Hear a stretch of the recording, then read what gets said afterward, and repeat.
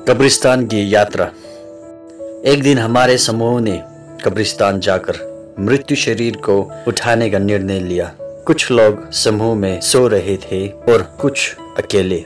उस समय मैंने ऐसा सोचा, ये वे लोग हैं जो सिर काटने के समय मरे थे और हमारे समूह ने उन्हें एक एक करके उठाने की कोशिश की, लेकिन ऐसा नहीं हो सका। जब हम कब्रिस्तान में गए थे तो मसीह में मरने वाले विश्वासियों को परमेश्वर के दूत ने सुरक्षा प्रदान की थी, इसलिए हमने उन्हें अपने पक्ष में नहीं गिना। लेकिन जो अविश्वासी मर गए थे उन्हें परमेश्वर के एक दूत ने सुरक्षा प्रदान की थी, इसलिए हमने उन्हें अपने पक्ष में नहीं गिना। लेकिन जो अविश्वासी मर गए थे पाप में जी उठने और उनके साथ हम नरक की आग में प्रवेश करेंगे। उन्होंने कहा, जब हम अभी भी कब्रिस्तान के चक्कर लगा रहे थे, अचानक मेरे दिमाग में ये बात आई कि एक जीवित ईश्वर है।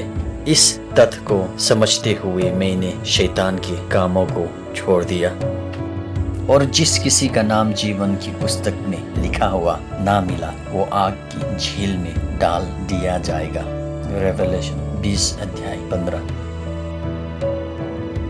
विश्वासी मरे हुए में से जी उठेंगे।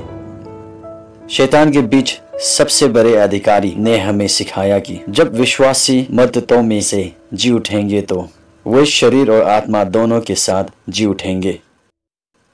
इसलिए हमें उन्हें नरक में ले जाने के लिए कड़ी मेहनत करनी चाहिए। अगर हम उन्हें धोखा नहीं दे सकते और उन्हें नरक में नहीं ले जा सकते तो हम बहुत नुकसान में रहेंगे।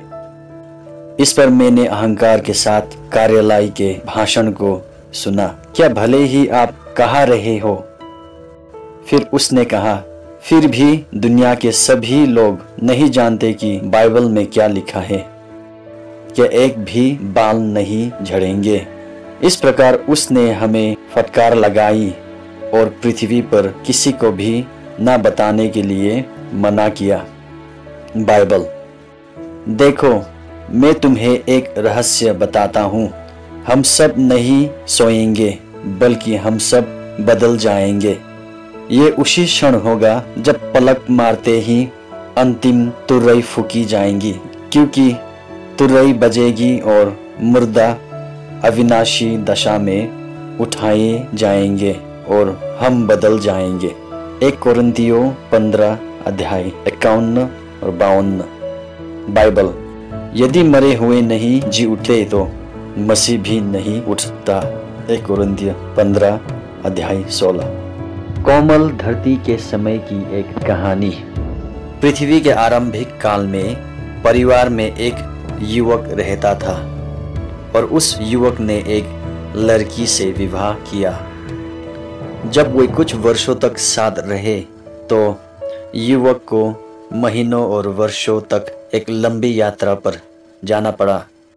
फिर युवक ने जाने से पहले अपनी पत्नी और माता पिता के साथ समझौता किया, लेकिन युवक की यात्रा से लौटने से पहले शैतान उसके पास आया और उसके धोखा दिया, मानो उसका पति यात्रा से लौट आया हो और उसके साथ उसके पति के रूप में रह रहा हो। लेकिन कुछ साल और महीने बाद उसका पति यात्रा से लौटा और युवक ने घर पर दूसरे पति को देखा।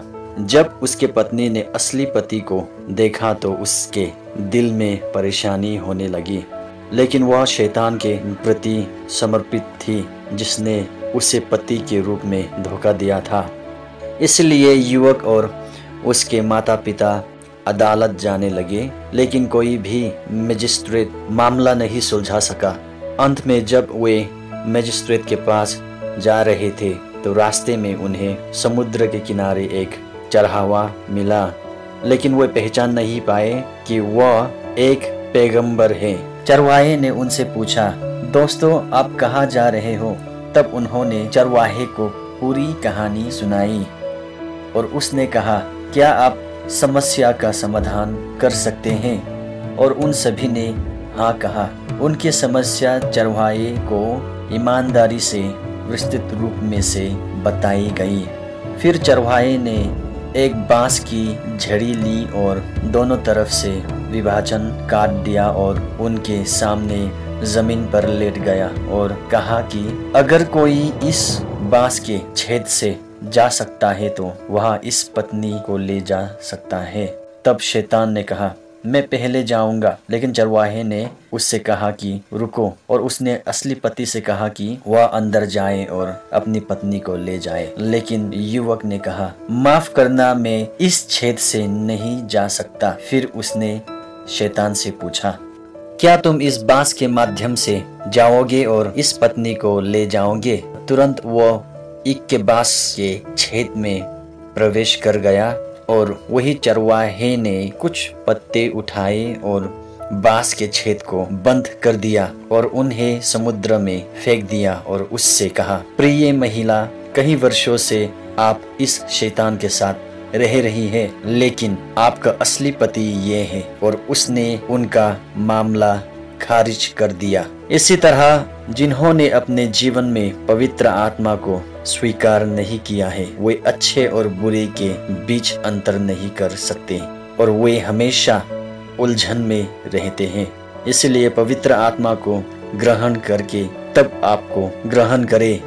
आपको पता चलेगा कि क्या सही है और क्या गलत। बाइबल, परंतु तुम्हारा वो अभिषेक जो उसकी ओर से किया गया तुम में बना रहता है और तुम में इसका प्रयोजन नहीं कि कोई तुम्हें सिखाए, वरन जैसे वह अभिषेक तुम्हें सब बातें सिखाता है और वह सच्चा है और झूठ नहीं, और जैसा उसने तुम्हें सिखाया है वैसे ही तुम उसमें बने रहते हो।